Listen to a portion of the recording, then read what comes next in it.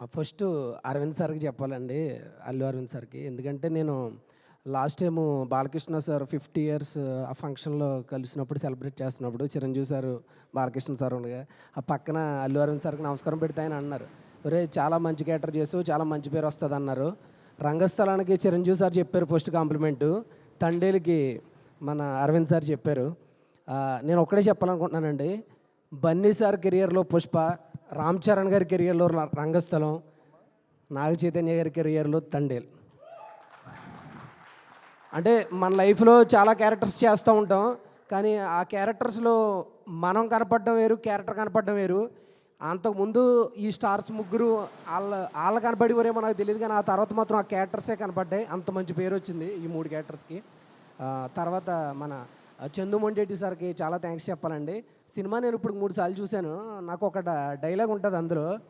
ఆహ్, ఆహ్, దేశానికి సరిహద్దులున్నాయి కానీ, మా దురదృష్టానికి మాత్రం హద్దులు లేవు అని ఒక డైలాగ్ ఉంటది.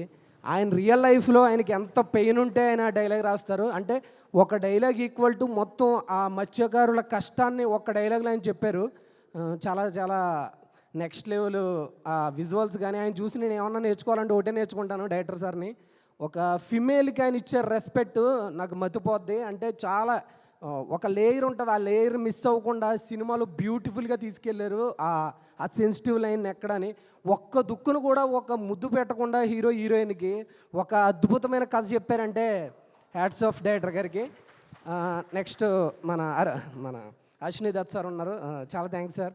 6 సినిమాలు ఇచ్చారు. మీ బ్యానర్‌లో 6 హిట్లయినాయి. సార్ చైతన్య సార్ మీ కెరియర్‌లో నేను 'రారండో వేడికి చూద్దాం' చేశాను. 'రారండో వేడికి చూద్దాం' హిట్ అయింది. 'మజిలీ' హిట్ అయింది. ఈ 'తండేలు' కూడా హిట్ అయింది సార్. మీరు ప్రతి సినిమాలో నన్ను పెట్టుకోండి సార్. థ్యాంక్స్ అండి. అందరికీ మన సత్య సార్‌కి, ఎగ్జిక్యూటివ్ గారికి, సందీప్ గారికి, నరేన్ సారు చాలా సపోర్ట్ చేశారు నాకు. నరేన్ సార్‌కి, చరణ్‌దీప్ గారికి, శివకి, నూకరాజ్‌కి, మొత్తం డైరెక్షన్ డిపార్ట్మెంట్ అయితే యోగి అన్న నాకు ఆ యాక్సెంట్ బేసిక్‌గా నన్ను అందరూ ఏ క్యారెక్టర్ ఇచ్చినా ఒరేయ్ మాట్లాడితే ఎందుకురా నువ్వు అమలాపురం వెళ్ళిపోతావు, అమలాపురం వెళ్ళిపోతావు అనేవారు. ఆ యోగి అన్న మాత్రం నన్ను ఆ శ్రీకాకుళంలోనే ఉంచాడు ఆ స్లాంగ్‌లో.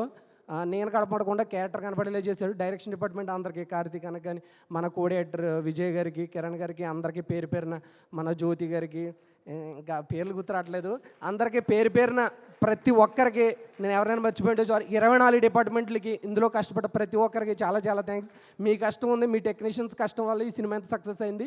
Thank you so much Geetha Arts. నేను లైఫ్ లాంగ్ గుర్తుపెట్టుకుంటాను. ఎందుకంటే రంగస్థలం తర్వాత అందరూ మెసేజ్లు పెట్టడమే, ఒరే సరైన క్యారెక్టర్ చేయట్లేదురా అన్నారు. ఇన్నేళ్ళకి నువ్వు రంగస్థలం తర్వాత అద్భుతమైన రోల్ చేసేవారు అని మెసేజ్లు పెడుతున్నారు. ఇంకోటి ఏంటంటే ఏమాత్రం అవకాశం ఉన్నా కొంచెం ఆధార్ కార్డు కూడా రెడీ చేసుకోమంటున్నారు.